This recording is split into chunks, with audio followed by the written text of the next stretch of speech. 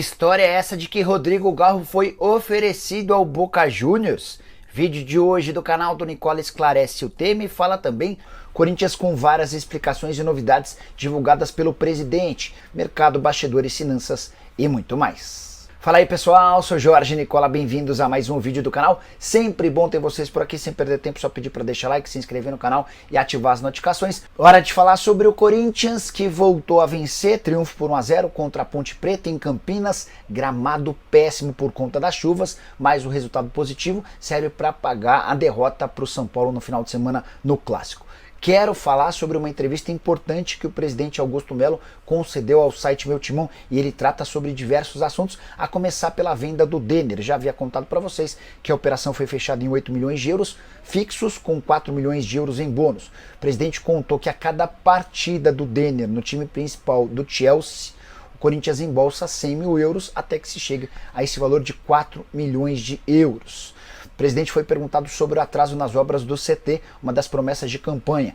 Ele disse, abre aspas, por conta de pessoas que se dizem corintianas, mas só querem atrapalhar, esse foi o motivo dos atrasos. Disseram que iriam denunciar as obras assim que iniciássemos a construção. Agora todas as documentações estão certas e nas próximas semanas devemos começar as obras. Vou terminar meu mandato com esse hotel do CT pronto. Agora a lembrança de que o presidente disse que assim que assumisse já iniciaria as obras, algo que não aconteceu.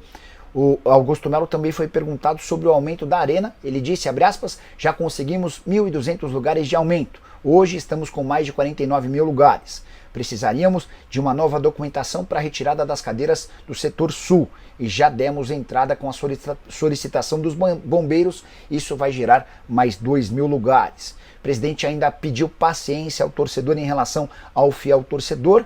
Disse que tem 6 ou 7 empresas conversando para melhorar os contratos do FT. Sobre parcelas do estádio, garantiu que está tudo absolutamente em dia. Respondeu também sobre Fagner de graça no Cruzeiro. O Fagner queria sair e entendemos que a liberação dele e do Pedro Henrique abriria espaço de mais de R$1 milhão por mês na folha. Normalmente sou contra esse tipo de negócio, mas eu não tinha muito o que fazer. Outra quebra de promessa, enquanto candidato ele havia garantido que nunca emprestaria jogador de graça, muito menos que pagaria salário desse atleta. Vocês sabem que o Fagner tem mais da metade dos seus vencimentos pagos pelo Corinthians mesmo enquanto emprestado ao Cruzeiro.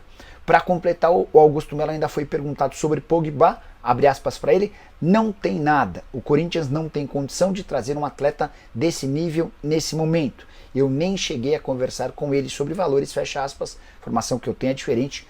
Houve um debate sobre valores, o Corinthians fez uma proposta que não foi aprovada pelo meio-campista francês. A saideira, o Augusto ainda foi questionado sobre Memphis Depay vestir a camisa 10. Abre aspas, a cláusula existe, mas eles estão conversando e se resolvendo sobre isso lá, fecha aspas.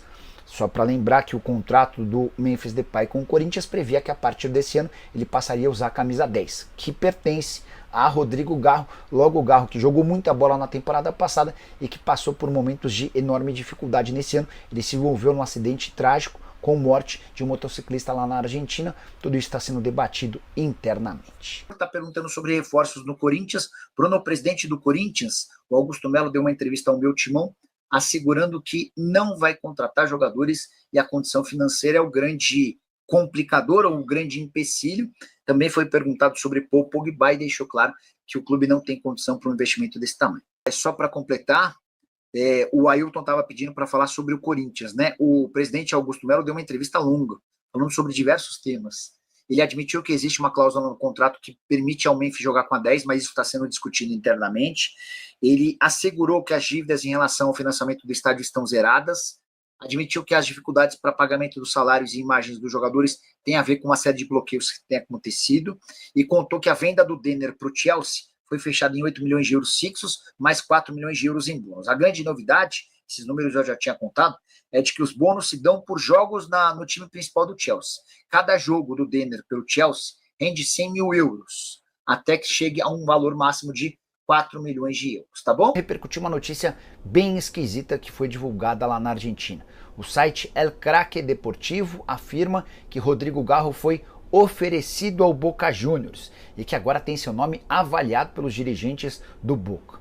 A pergunta que fica antes de qualquer coisa é: qual é a lógica de o Corinthians oferecer ou sugerir seu principal jogador para um clube argentino cuja capacidade financeira é inferior à do Timão?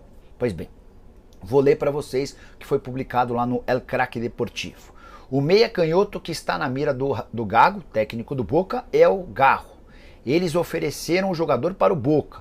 Então Riquelme e companhia analisam essa situação jurídica para ver se progridem, porque sabem que Kevin Zenon, que é um meia que joga no Boca, poderá ser negociado e eles vão precisar de um substituto.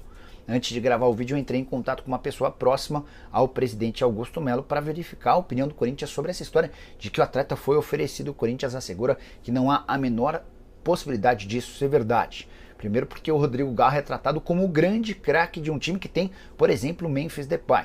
Depois porque o Corinthians está cuidando de todos os detalhes para que o Garro volte o mais forte possível, recuperado de uma lesão no joelho e também daquele problema pessoal. Ele se envolveu no acidente que terminou em morte na Argentina durante suas férias no mês de janeiro.